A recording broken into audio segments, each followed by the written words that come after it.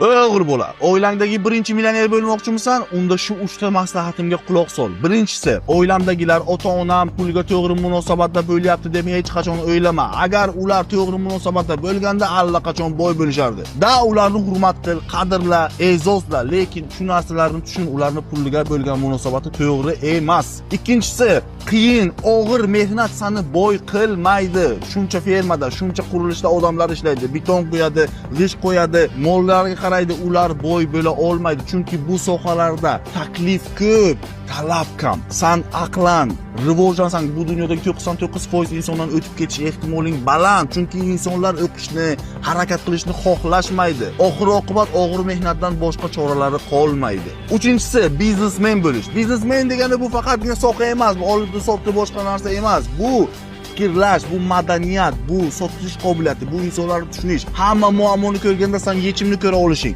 Mana shu narsa biznesmen.